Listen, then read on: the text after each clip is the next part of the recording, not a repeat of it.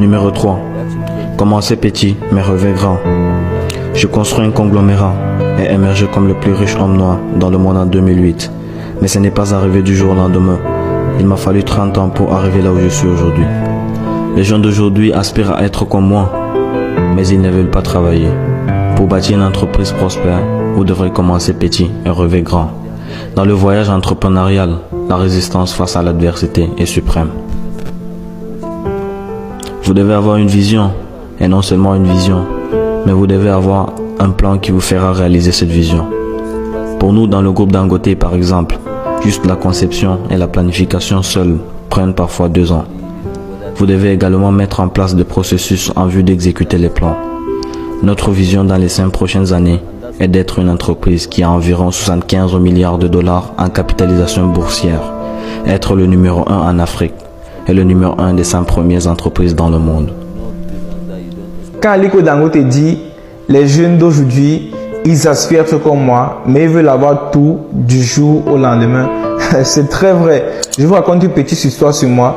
Il fut un temps, je stressais quand je voulais avoir les résultats du jour au lendemain. Je voulais avoir tout de suite. Et c'est comme ça que j'essayais de me lancer sur tout. Au fini, je n'étais même sur rien. On m'a même arnaqué. Et après cela, je me suis remis en question. Et je me suis rendu compte que j'étais en train de vouloir sauter le processus. J'étais en train de vouloir brûler les étapes. Il ne faut pas se mettre la pression. Il faut aller pas à pas. Vous n'êtes en compétition avec personne. Donc les frères, il faut se focaliser sur une chose d'abord. Commencer petit et surtout rêver grand. La grandeur entrepreneuriale peut être atteinte à partir du très petit début. Et surtout en nourrissant son rêve d'une vision claire et d'un plan précis. Bienvenue dans cette émission, l'Afrique qui bouge. Dans cette émission, nous parlons régulièrement des entrepreneurs à succès qui ont un impact considérable dans le continent africain. Notre objectif est de mettre en vigueur les entrepreneurs africains qui ont réellement de l'impact, qui ont bâti des choses extrêmement colossaux sur le continent africain. Donc, si vous venez de me découvrir, moi c'est Agama Soro. Dans cette chaîne, je parle régulièrement du business, de l'éducation financière et de la technologie. Si les thématiques vous intéressent, est-ce que vous pouvez trouver un endroit? Ne pas attirer la pointe de façon comment on fait des événements vidéo que je partage sur la chaîne. Comme je le disais, lors de cette émission, l'Afrique qui bouge, nous parlons régulièrement des entrepreneurs qui ont un impact considérable. Et aujourd'hui, nous allons également étudier la vie d'un entrepreneur africain qui a réellement de l'impact sur le continent. Et cet entrepreneur-là est l'homme le plus, si on peut le dire, l'homme le plus influent du Nigeria, qui est Aliko Dangote, qui a réellement de l'impact sur le continent. Et qui est cet homme? Et de comment il a commencé pour arriver à bâtir un empire qui est évalué actuellement en milliards de dollars. Donc bon, pour commencer, Aliko Dangote, c'est un entrepreneur d'origine nigérienne qui a commencé au Nigeria très petit, très jeune, à l'âge de 21 ans. Bon, il est issu d'une famille aussi qui est un peu aisée, parce que son père aussi était un grand commerçant, voilà, qui était en tout cas, n'est pas issu d'une famille très modeste en tout cas. Donc, il a commencé très jeune l'entrepreneuriat, mais c'est à l'âge de 21 ans maintenant qu'il a décidé maintenant de se lancer maintenant dans l'import-export des matières premières.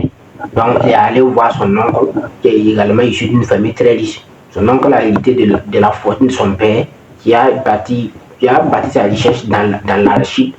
Voilà, dans l'arachide. Donc, c'est cet oncle maintenant, c'est-à-dire le frère de sa mère, qui lui a prêté maintenant 500 000 naira à l'époque. C'était en 1977. 500 000 naira. Donc, la valeur était à de 5 000 dollars à l'époque en 1977, à l'âge de 21 ans. Et il a commencé maintenant à importer maintenant les matières premières telles que le riz et le sucre. Il importait le sucre dans les pays comme l'Inde, la Chine, voilà, pour les vendre au Nigeria. Et également le ciment. Il importait également le ciment. Donc, à un certain moment, il a vu que bon, pourquoi à chaque fois importer le ciment ou importer le riz? Donc il a importé le sucre, donc il a mis une raffinerie de sucre au Nigeria, donc pour produire le sucre sur place. Et puis donc il a importé également le ciment. Donc à un certain moment il a vu que le ciment c'est très compliqué d'importer. Bon, non seulement il importe, on envoie de l'argent à l'extérieur. Pourquoi pas installer une usine sur place? Non seulement ça sera à moindre coût, et de deux, tu pourras employer des gens, des milliers de personnes, parce que se mettre en place une raffinerie ou une usine de fabrication, de production, c'est le coût du personnel. Donc, ce sont des gens qui doivent employer. Donc, sur le plan social, il contribue même d'une manière au développement de son pays. Mais ce qu'il a fait, ce qu'il a poussé maintenant à mettre en place une usine de cimenterie, actuellement qui est dans plusieurs pays. Ça cimenterie actuellement dans plusieurs pays, que ce soit au Sénégal, au Cameroun, donc dans plusieurs pays. Donc, on appelle Dangote Cement. Donc, c'est à partir de là maintenant, et ensuite, il ne s'est pas arrêté à là, il a continué maintenant à prospérer à installer dans plusieurs pays, avec ses usines de raffinerie, avec ses usines de cimenterie et ses usines de sucrerie. Donc jusqu'à ce que maintenant, il a eu l'idée maintenant de lancer maintenant, puisque bon, le Nigeria aussi c'est un pays qui a le pétrole. Le Nigeria a le pétrole sur ce sol, même malheureusement le Nigeria importait de l'essence. Le Nigeria importait de carburant, que ce soit l'essence, les gazoles, même les huiles pour les motos et ainsi de suite. Donc tout ça le Nigeria importait de l'extérieur. Or pourtant il a son sous-sol même du pétrole que les grandes puissances, les grandes puissances venaient pomper pour aller transformer de l'extérieur et puis les venir. Donc il a vu que moi, nous en avons le pétrole sur notre sol. Donc pourquoi vouloir aller importer, pourquoi vouloir acheter de l'essence ou du gazole à l'extérieur? Or pourtant le pétrole que nous avons actuellement, on peut les transformer. Donc il a eu l'idée depuis 2012, donc, et puis il a commencé, bon, pas avant, on peut dire avant 2012, mais le projet même a commencé en 2013, plus précisément la raffinerie, et ça s'est terminé en 2023. Récemment, comme vous l'avez suivi, les dernières informations sur la toile qui a fait le buzz sur les réseaux sociaux, et puis le gouvernement voulait se chercher actuellement. Donc il a commencé le projet en 2013, c'était un projet de plus de 20 milliards de dollars. Il a lancé avec ça, avec plus de ces milliardaires, il n'est pas le seul, mais non seulement il a de l'impact, il a de l'influence, donc et il est également l'actionnaire le plus important du projet. Donc c'est lui qui a tenu la tête du projet jusqu'en 2022, 10 ans après, ils ont arrivé maintenant à mettre en place maintenant la raffinerie. Et actuellement la raffinerie fonctionne bel et bien. Donc il emploie des milliers de personnes au Nigeria. Donc, mais avant ça, l'histoire incroyable de ces entrepreneurs est que malgré les difficultés, puisque la raffinerie lui a coûté des difficultés, parce qu'il y avait des grandes puissances qui exploitaient le pétrole au Nigeria. Donc ces gens-là ne l'ont pas lâché, ces gens-là lui ont mis les bâtons dans le loup. Donc, et il s'est forgé lui-même, même à un certain moment, le gouverneur du Nigeria même voulait, à un certain moment, le gouverneur du Nigeria même n'avait pas le choix que de lui accepter qu'il exploite le pétrole, puisque le gouvernement avait donné signé des partenariats avec d'autres entreprises étrangères. Donc il exploitait le pétrole, mais lui quand il a installé sa raffinerie, mais le gouvernement a dit que le pétrole est fini, donc on ne peut pas te vendre le pétrole. Donc c'était compliqué, mais il pouvait abandonner la raffinerie. Mais grâce à la résilience, il a continué de persévérer seulement jusqu'à ce que même le peuple nigérien a sorti. Donc le président m'a vu que si lui faisait quelque chose, son poste est menacé. Donc de 50 000, de 500 000 naira en 1977, il s'est lancé et c'est 2008 qu'il est apparu sur la toile en tant qu'homme noir le plus riche au monde, puisque Forbes avait affirmé que c'était Oprah Winfrey, la femme noire la plus riche au monde, avec une fortune estimée à 1 milliard de dollars. Donc c'est sûrement maintenant que les gens ont connu Aliko Dangote. Donc pour dire, et puis il est apparu pour dire que cette femme ne peut être la femme noire la plus riche au monde. Devant lui, c'est pas possible. Donc c'est sûrement maintenant que les gens ont connu. Donc tout ça pour vous montrer l'importance de la loi du faible commencement. Peu importe ce que vous voulez faire, il faut toujours commencer avec de petits capital. Alors, il a commencé avec 500 000 naira à l'époque en 77. Et d'ailleurs, c'est son nom qu'il a prêté. L'argent a été remboursé. C'est pas comme chez nous ici. Tu vas prendre de l'argent avec quelqu'un. Et après, maintenant, la personne t'appelle. Maintenant, tu commences à parler mal de la personne. Ou tu commences à dire que tu n'as pas le temps. Non. La meilleure manière d'aller à un certain niveau, il faut toujours rembourser vos dettes. Peu importe seulement, même si tu ne vas pas rembourser, il ne faut pas vouloir fuir la personne. Tu peux l'appeler, le faire comprendre. Ou tu peux décider de payer même 5%, 5%. D'une manière ou d'une autre, tu lui fais comprendre que moi, je suis vraiment désolé, j'ai pris ton argent, mais je n'ai pas de ça tout de suite. Donc je peux te payer un peu, ça a fini. Mais il faut éviter de fuir les gens dès lors que vous avez pris leur dette. Parce que dès lors que vous faites ça est en train de fermer des portes sur le plan spirituel que vous ne savez pas. Donc voilà l'histoire de cet homme, Aliko Dangote, qui a un impact considérable sur le continent africain, qui a lancé plusieurs milliers de projets en Afrique. Récemment, il y a également une raffinerie qu'il a lancée, c'était au Rwanda si je ne me trompe pas.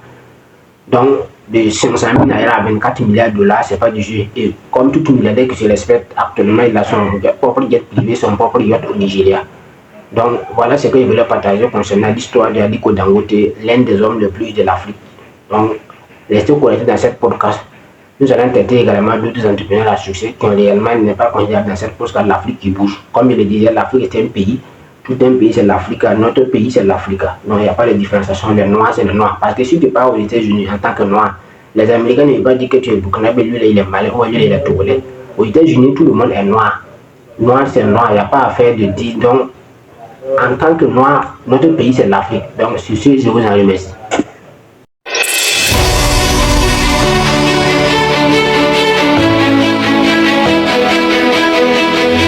Du haut niveau dans l'univers de la littérature, de l'éducation pratique, pragmatique et de la réalisation. Comme annoncé, le jamais vu et le jamais fait seront maintenant vus et faits avec les ambitieux et sages d'Afrique et du monde à travers le best-seller La puissance de l'auto-éducation du number one greatest coach Simon Ouedraogo. Un rappel, ce livre bat tous les records de parution de livres. Il fut dédicacé le 30 mars 2024 à Ouagadougou au Burkina Faso devant 6500 cerveaux et a atteint plus de 25 000 exemplaires vendus en un an.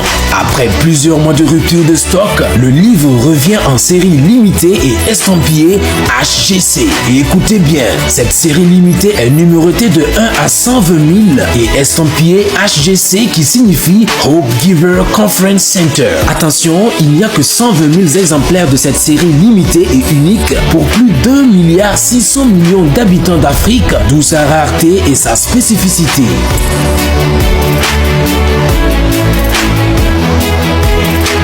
Achetez maintenant ou le plus tôt que possible votre série limitée La puissance de l'auto-éducation et devenez membre du plus grand, plus important et nécessaire centre de conférences intégré du continent. En avantage, votre nom, prénom et numéro du livre sont inscrits dans le plus grand livre du centre de conférences HGC et dans le générique du film documentaire retraçant la réalisation étape par étape du centre. En plus, vous aurez un accès gratuit au centre et des faveurs sur toutes les activités, formation et hébergement au centre HGC.